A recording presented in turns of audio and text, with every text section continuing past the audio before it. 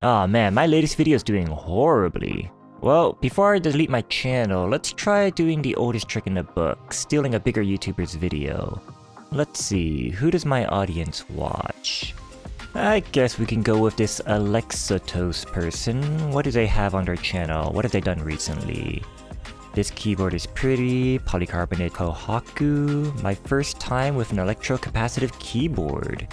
I like the sound of that, I can do that. What do they use in this video? Is that a class 60? Well, I don't have that yet because I'm waiting for mine to come, but I do have this. This is the N87 Alu edition. It is by N Plus Studio, which is basically just the fancier NIS keyboard brand.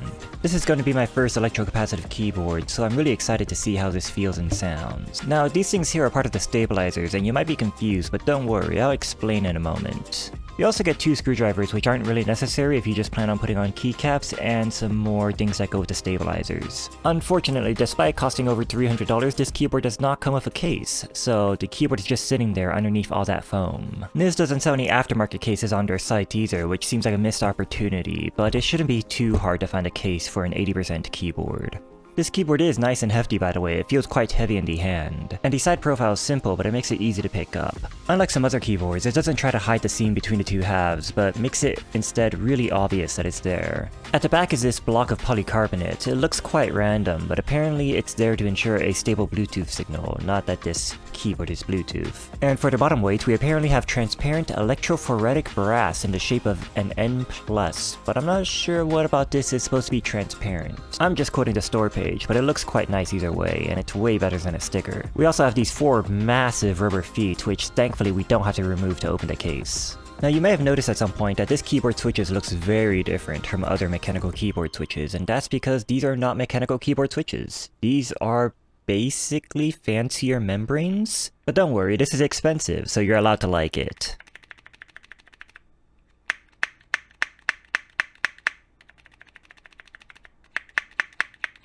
Now a lot of people swear by these and their Topra alternatives and say that they're better than mechanical tactile switches, but honestly, having this keyboard and having tried Topras in real life, I have to say that it just feels like a softer sort of tactile switch. I don't know, maybe I'm uncultured swine and don't know what I'm talking about and can't appreciate it. Let me know what you think about these electrocapacitive switches in the comments if you have any experience with them.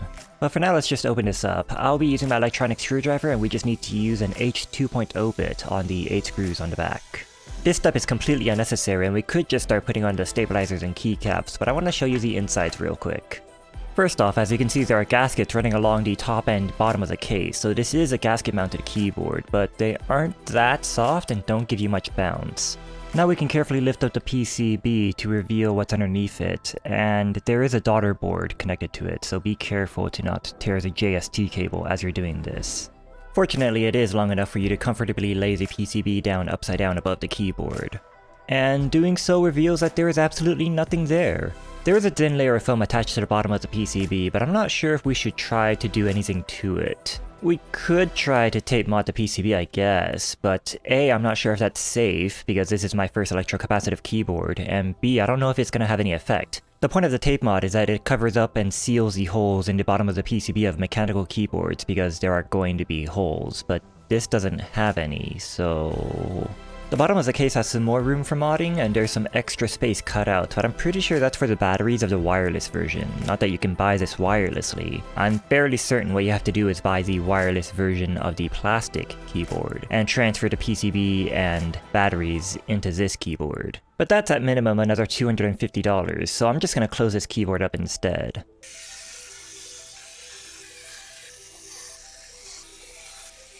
And now we get to move on to the absolute worst part of this keyboard and the reason why I will never buy this again. The stabilizers. For whatever reason, this keyboard and every NIS board, as far as I can tell, use co-star stabs. And if you're unfamiliar with these absolute pieces of garbage, these white things apparently act as band-aid mods for the co-star stabs. You have to remove the super weirdly shaped wires and place them around the stabilizers. That's not that bad. But the keen-eyed among you may have noticed that these stabilizers don't connect to anything that stably connect to your keycaps. And in theory, that's what these are for. They slide into the stem of your keycap and the wire goes into that long hole there. So imagine if we had one of those on each end and there was a keycap on top. There are walls on the top to keep it standing straight, and the wire moves both sides up and down at the same time like a normal stabilizer. But there's nothing on the sides. So you might ask yourself the question, well, can't it slip around side to side, and how does it stop itself from falling out?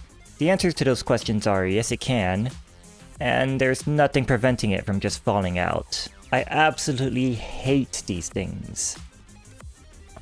But let's try actually using some keycaps before deciding how bad they are, and for this build we'll be using Syracuse's Crazed keycaps. These are a set of ceramic keycaps, and I made a whole video about them a bit back. In that video I stated that I was supposed to be building a keyboard this week instead of making a video specifically about the Syracuse, and this is that keyboard. There are several reasons for why I didn't build this keyboard weeks ago. Some of them were the issues I talked about in that video, but the main reason was the stabilizers.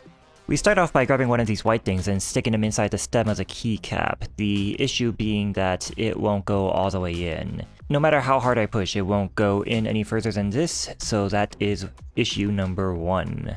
Then we have to slide the wire into that hole in the white thing. That's not that bad when you're only doing one side. As you can see, the keycap was able to go up and down, so success so far. Now we just have to do the other side as well, and hope we don't tear our hair out. These are not symmetrical, by the way, so you have to make sure that when you're inserting it, it's facing the right direction. Now we just have to figure out how to get the keycap on there with both stabilizers attached. The fact that the stabilizers keep falling out doesn't help, but what makes it worse is that the wire has to go through the hole from both ends, making it so you have to bend the wire in a way that makes it go in both ends. I've seen people suggest that you first unlatch the wire from the board and then attach the stabilizers to them. Once those are on, you put on the keycap and try to latch the wire back in, but I find that to be way harder, especially when the stabilizers keep falling off both the wire and the keycap. But if by some miracle you manage to get your stabilizers set up like I did, you can test your keycap, and it is not good.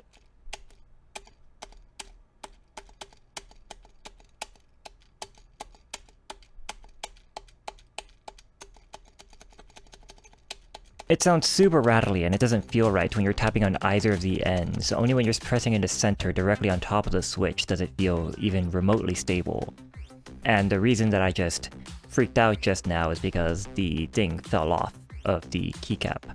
One thing that I thought might help were these springs. I actually ordered them at the same time as this keyboard from Niz Keyboards, but it took a month longer to arrive. These are 10-gram springs that you just put directly on top of the switch, and I bought them because I thought that the spacebar would need it. But surprisingly, despite how much heavier the ceramic keycaps are and how you would need a heavier spring on a regular mechanical keyboard, this 35-gram version of the keyboard doesn't require the springs for the keycap to return. We'll give it a shot anyways though to see if it helps with the stabilizers.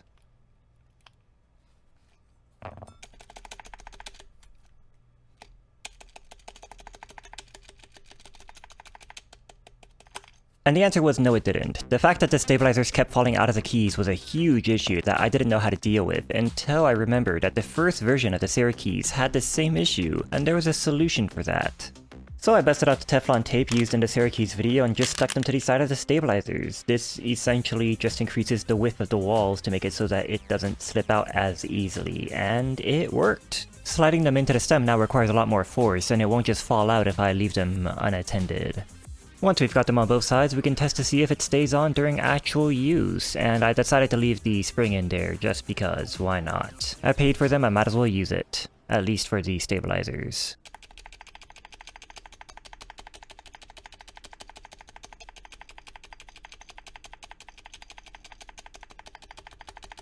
So that still sounds absolute rubbish, but they are stable and they stay on and you can press it anywhere and it won't fall off, and that's all that matters right now, and I am done with these stabilizers. If you have any tips on how to fix that ticking sound, please let me know, but I'll be moving on now. I apologize for spending nearly a third of this video talking about the stabilizers, but I spent 3 hours working on these yesterday and I need you to feel even a fraction of the pain that I went through. Luckily, the Class 60, which should be coming soon, uses clip-in stabilizers, so subscribe if you want to see me build an electro-capacitive keyboard and actually talk about the keyboard. Here's what the keyboard ended up sounding like.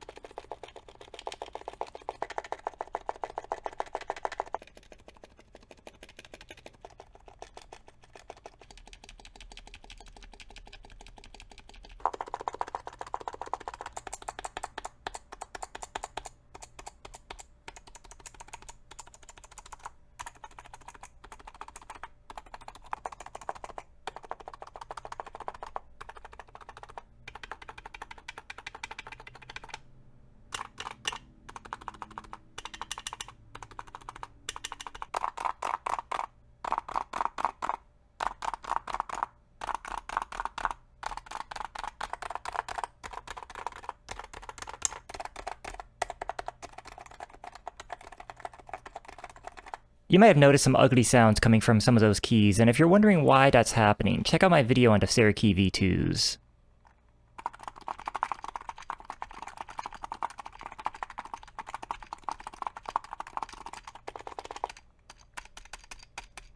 These freaking stabilizers. I am not dealing with you right now.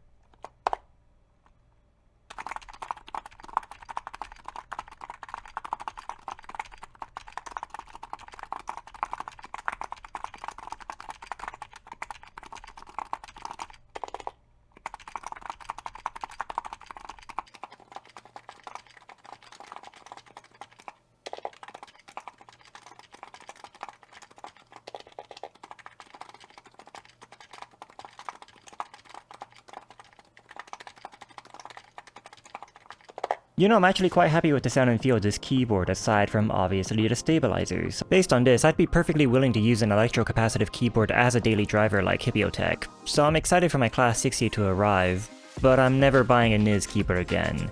Not unless they switch to using screw or clip-in stabs. I did manage to fix that spacebar issue, by the way. By wrapping some Teflon tape around the stem of the key, I was able to get it to stay in there. I think that's because it's adding some extra width to it and it's stopping it from slipping out of the switch itself, as opposed to the stabilizers. So this time it's not the stabilizer's fault. But I'm still gonna blame it. Anyways, let me know what you think about the video. If you liked it for some reason, feel free to leave a like and subscribe, and I'll see you in the next one.